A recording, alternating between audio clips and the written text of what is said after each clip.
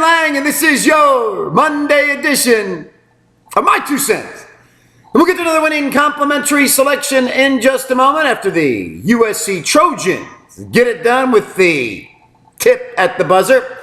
Tonight, we go to the NBA, Golden State and Oklahoma City. We'll break it down for you in just a moment. Speaking of breaking it down, ran the record to 5-1 in the big dance yesterday with the 40-dime winner on Rhode Island. That, of course, was the bounce-back Sunday we needed after dropping the 100-dimer on Saturday. And don't look now, but to come on this video on Tuesday of last week and say it was the biggest and most important week of the entire year, and then to hand the world a 40-dime winner Tuesday with Mount St. Mary's, 80-dime winner Wednesday with USC, 100-dime winner Thursday with Middle Tennessee State, 80-dime winner Friday with Rhode Island.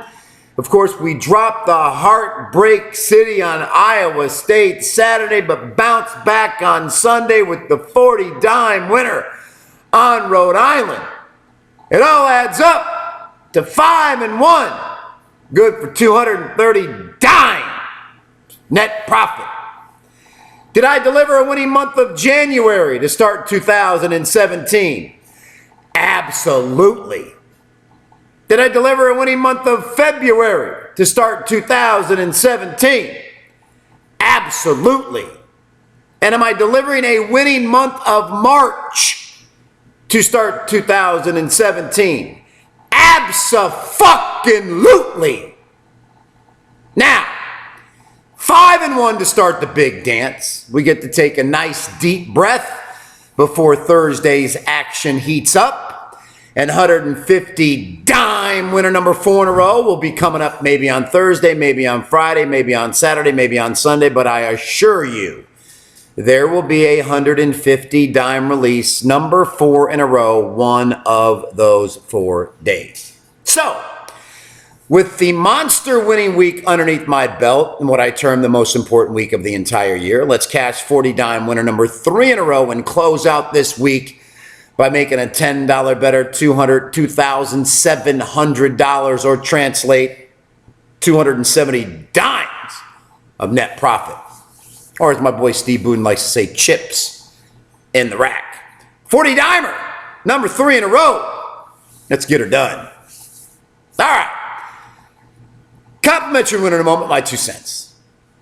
Mike Krzyzewski. A lot of people say he's one of the greatest college coaches known to mankind. I call it a crock of shit. I think Mike Krzyzewski is one of the most overrated college coaches. And the only thing he ever did was basically engineer an upset win over undefeated UNLV in 1991. And he didn't engineer a win over UNLV in 1991. Greg Anthony handed Duke the win in 1991. You see, because when Greg Anthony went down the lane with a 5-point lead with 3:45 to go with 4 fouls, Greg Anthony, knowing how the NCAA and the refs didn't like UNLV, should have pulled up for the baby jumper.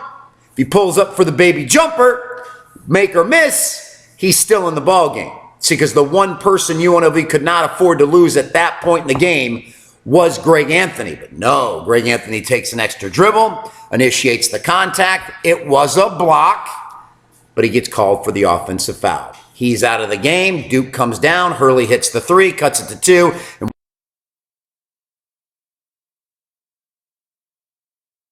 year out, Mike Krzyzewski gets some of the best talent in all of college basketball. Aside from John Calipari and maybe Roy Williams and maybe Bill Self at Kansas, Mike Krzyzewski has his pick of the litter of McDonald's All-Americans. Yet, year after year, there are shocking defeats, and people still say this guy is an ungodly coach. Listen, if Tom Izzo had the kind of talent year in and year out across the board that Mike Krzyzewski did, he'd have 15 national championships.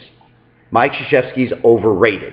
And I'll be glad, sure glad, when he rides off into the sunset and we never have to hear anything out of his hypocritical mouth again. I'm going to suspend Grayson Allen for 1 game for tripping. Why? Because we got blown out and we needed him. Way to take a stand, Mike. Way to take a stand. That's Mike Krzyzewski. All right. Complimentary winner.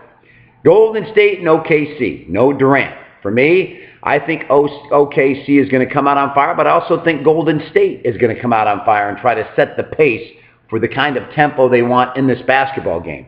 With the first quarter line being around a pick'em, whoever wins the quarter covers the first quarter number. For me, I think Golden State comes out. I think they cover that first quarter, and I'm going to roll with Golden State in the first quarter over OKC tonight. That's it, everybody. 40 Dimer, number 3 in a row, closes out the winning week. I'm Brandon Lang, win or lose. We'll see you back here on Tuesday with another edition of My 2 Cents.